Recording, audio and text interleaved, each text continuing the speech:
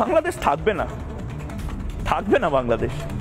আমি বলছি না আজকে আমি চিৎকার করবো না, আমি শোকাহত, কারণ ভারত থাকবে না। জুলাই বিপ্লবের পর থেকেই বাংলাদেশ নিয়ে ভারতীয় নামধারী সাংবাদিক ময়ূখ রঞ্জনের অতিরঞ্জন যেমন সোশ্যাল মিডিয়ায় বিষোদ্গার ছড়িয়েছে, তেমনি সুশীল সমাজের কাছে গণমাধ্যম তার বস্তুনিষ্ঠতা এবং জবাবদিহিতা রক্ষা করতে ব্যর্থ হয়েছে। মন গড়া মিথ্যা বানোয়াট এবং উদ্দেশ্য প্রণোদিত সংবাদে বিভ্রান্ত হয়েছে সরল বিশ্বাসী মানুষ।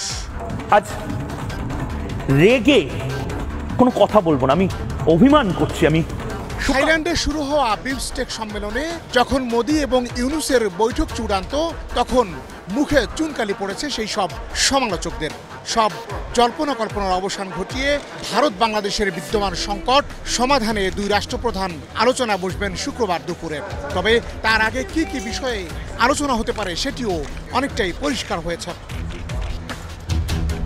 প্রতিবাদের মুখে দেশ ছেড়ে পালিয়ে যাওয়া স্বৈরশাসক হাসিনা এবং তার দোসররা ভারতে বসে কিভাবে ষড়যন্ত্র করছে সেটির হিস্সা চাইবে ডক্টর ইউনূস। পাশাপাশি বাংলাদেশের সাথে ভারতের বন্ধুত্বপূর্ণ সম্পর্কে ফাটল ধরাতে মরিয়া আওয়ামী ফ্যাসিবাদী পলাতক আসামিদের ফিরিয়ে আনার বিষয়টিও স্থান পাবে দ্বিপাক্ষিক সেই আলোচনায়। বিশেষজ্ঞরা বলছেন, বাংলাদেশ বিরোধিতা এখন কেবল একটি নির্দিষ্ট রাজনৈতিক দল বা মতাদর্শের মধ্যেই সীমাবদ্ধ নয়, বরং ভারতের সব দলের ক্ষেত্রেই কম বেশি দৃশ্যমান হচ্ছে। পরিবর্তিত রাজনৈতিক পরিস্থিতিতে বাংলাদেশ ভারত সম্পর্কের সম্ভাব্য গতি প্রকৃতি নিয়ে অনেকেই কলম ধরেছেন, মুখ খুলেছেন সামাজিক যোগাযোগ মাধ্যমে। গত 5 আগস্টের পর থেকে বাংলাদেশ ভারত সম্পর্ক ক্রমাগত অবনতির দিকে যাচ্ছে। এর অন্যতম প্রধান কারণ হলো গণ অভ্যুত্থানের মধ্য দিয়ে হাসিনার পতনকে ভারতের পক্ষে মেনে নেওয়া সম্ভব হয়নি। ফলে বিগত 16 বছরে দুই দেশের মধ্যে তথাকথিত বন্ধুত্বের যেসব উপাদান বিদ্যমান ছিল, এখন তার অধিকাংশই অনুপস্থিত। শেখ হাসিনার আকস্মিক পতন ভারতের জন্য একটি বড় ধরনের ধাক্কা। বিগত বছরগুলোতে ভারতের বাংলাদেশ বিষয়ক পররাষ্ট্রনীতির গতি প্রকৃতি আওয়ামী লীগকে ঘিরেই সাজানো হয়েছিল, কারণ ভারত হয়তো বিশ্বাস করে তার আঞ্চলিক ও নিরাপত্তা বিষয়ক ইস্যুতে আওয়ামী লীগ সবচেয়ে বেশি যত্নশীল। দুই দেশের নাগরিকদের মধ্যে সামাজিক যোগাযোগ মাধ্যমে উত্তেজনাপূর্ণ কথাবার্তা আদান প্রদানকে উপেক্ষা করা গেলেও সরকারিভাবে ভারত নীতি ও পদক্ষেপে স্পষ্টতই বাংলাদেশ বিরোধী অবস্থানের দিকে এগোচ্ছে। এবারের অভ্যুত্থান পরবর্তী বাংলাদেশ ভারত সম্পর্কের যে অবনতি হয়েছে তা ঐতিহাসিকভাবে খুবই বিরল। 1975 সালে শেখ মুজিবের হত্যাকাণ্ডের পরও বাংলাদেশ ভারত সম্পর্ক এতটা শীতল ছিল না।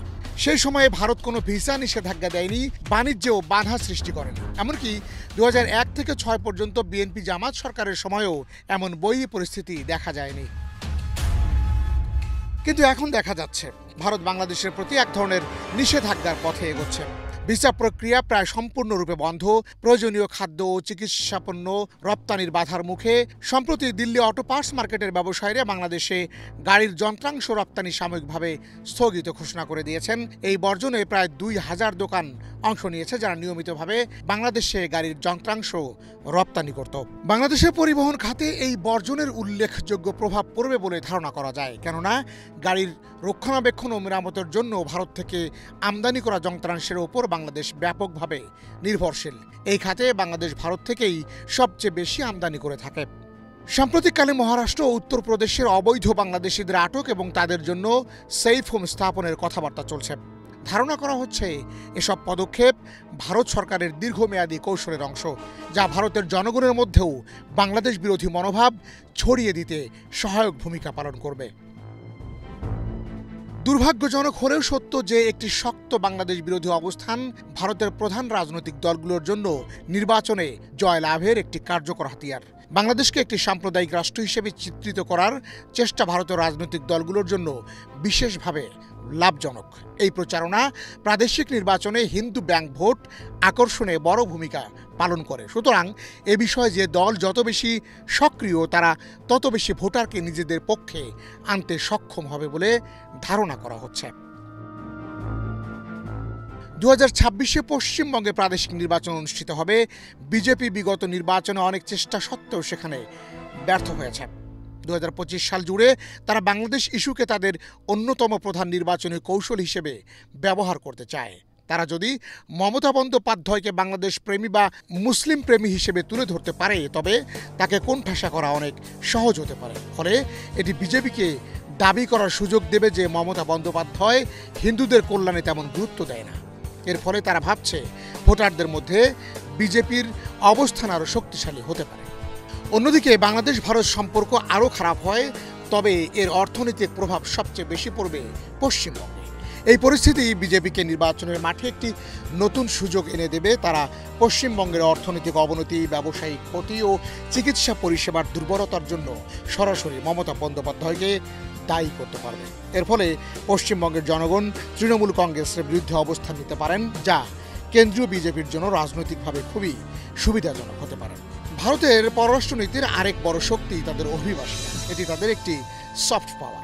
প্রায় 150 কোটি মানুষের দেশ হওয়ায় পৃথিবীর সব দেশেই তাদের অভিবাসী রয়েছে। তারা সেসব দেশের রাজনৈতিক ও সামাজিক কাঠামোতে উল্লেখযোগ্য প্রভাব ফেলতে সক্ষম হয়েছে। উদাহরণ হিসেবে যুক্তরাজ্যের সাবেক প্রধানমন্ত্রী ঋষি সুনাক এবং যুক্তরাষ্ট্রের ভাইস প্রেসিডেন্ট কমলা হ্যারিসের কথা বলা যেতে পারে। এমনকি ট্রাম্প প্রশাসনেও 5 জন গুরুত্বপূর্ণ কর্মকর্তার পূর্বসূরীরা ছিলেন ভারতীয়। অভ্যুত্থান পরবর্তী সরকার ঘোষণা করেছে যে তারা 2025 সালের শেষের দিকে বা 26 সালের শুরুর দিকে নির্বাচনের আয়োজন করবে। তাই আগামী 1 বছরের মধ্যে ভারতের সঙ্গে সম্পর্ক কীরকম হবে এটি নির্ভর করছে পুরোটাই আগামীকাল অর্থাৎ শুক্রবার বিমস্টেক সম্মেলনে মোদির সাথে ডক্টর ইউনূসের বৈঠক পর্যন্ত। বৈঠকের পর আরও স্পষ্ট হবে ভারত বাংলাদেশের সম্পর্ক এবং নানা গসিপের হয়তো জবাব রয়েছে এই বৈঠকের মধ্য দিয়ে। Asian television news desk.